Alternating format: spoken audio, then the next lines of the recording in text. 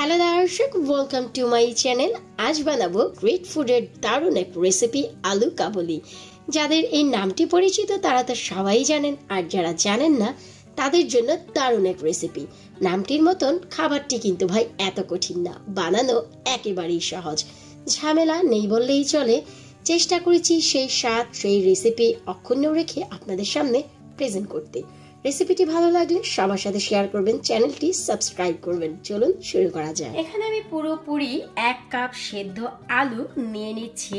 এবারেতে আমি মেশাবো চিকপিস, অথবা এর পরিবর্তে আপনারা চাইলে ডাবলি বুটও সেদ্ধ করে ব্যবহার করতে পারেন। এবার দিয়ে দিচ্ছি হচ্ছে আমি বেশ কিছুটা চপড করে নেওয়া অনিয়ন, তার সাথে সাথে নিয়ে নিচ্ছি বেশ কিছুটা চপড করে নেওয়া গ্রিন চিলি। ঝাল আপনারা আপনাদের পছন্দ অনুযায়ী দিবেন, তবে এই ক্ষেত্রে ঝালটি একটু বেশি লাগবে। এবার দিয়ে দিচ্ছি বেশ খানিকটা করিয়ান্ডার চপড করে কেটে। আরো ব্যবহার করছি আমি হোমমেড চানাচুর, খুবই ছোট পাতলা যে চানাচুর সেটি। এর পরিবর্তে আপনারা ঝুরি ভাজা অথবা ভুজিয়াও ব্যবহার করতে পারেন, যার রেসিপি আমার চ্যানেলে আছে, লিংকটি ডেসক্রিপশন বক্সে দেওয়া থাকবে। এবার দিয়ে দিচ্ছি আমি কুচি করে নেওয়া পুদিনা পাতা। এবার হচ্ছে মেশাবো আমরা আলু কাবুলির মূল ইনগ্রেডিয়েন্টস, যা ছাড়া আসলে আলু কাবুলি কল্পনাই করা যায় না, আর তা হচ্ছে ছোলা স্প্রাউট। আমি একটু দেখিয়ে দিচ্ছি ছোলা স্প্রাউটটি কি। এটি হচ্ছে আমরা সাধারণত রোজার ভিতর যে বুট বা ছোলা বাগার দিই সেটি। এটি কাঁচা অবস্থাতেই আমি একটি ভেজা কাপড়ে 2 দিন যাবত রেখে দিয়েছিলাম, তাতেই এই স্প্রাউট হয়ে গেছে।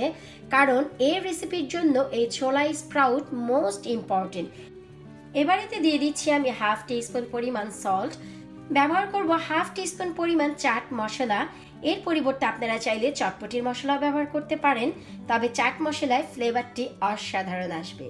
এবার দিয়ে দিচ্ছি আমি স্বাদ মতন বিট লবণ, অ্যারাউন্ড 1/4 টিস্পুন। ফাইনালি এখন আমি দিয়ে দিচ্ছি এখানে অ্যারাউন্ড 1 টেবিল স্পুন মুড়ির মশলা।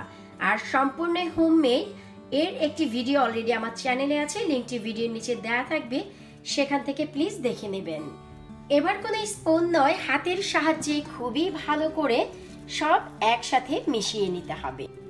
সব মিশানো হয়ে গেলে চলে যাব এবার সার্ভ করার জন্য। ব্যাস, কলকাতায় এই স্ট্রিট ফুডটি সার্ভ করা হয় এইরকমেরই কাগজের কোনো পাত্রে। আজ আমি আসলে সেই পদ্ধতিটি অবলম্বন করব, কারণ খাবারটি যেহেতু কলকাতার, তাই স্টাইলটি কেন কলকাতার হবে না। ব্যাস, ঝটপটে কটকটে তৈরি হয়ে গেল আমাদের কলকাতার স্টাইলে আলু কাবুলি। রেসিপিটি ভালো লাগলে সবার সাথে শেয়ার করবেন এবং আমার চ্যানেলটি সাবস্ক্রাইব করবেন। যদি বাসায় ট্রাই করেন আমাকে জানাবেন কেমন লাগলো। আজকের মতো এখানেই বিদায়, কারণ এত মজার খাবার সামনে রেখে ভাই আর কতক্ষণই বা থাকা যায় আপনারাই বলুন। আমি বিদায় নিচ্ছি, আপনাদের বানানোর সুযোগ দিচ্ছি। যেতে যেতে চ্যানেলটি অবশ্যই সাবস্ক্রাইব করে যাবেন, যেন আরো নতুন কোনো ভিডিও আপলোড করলে আপনাদের কাছে সহজেই চলে যায়। আল্লাহ হাফেজ।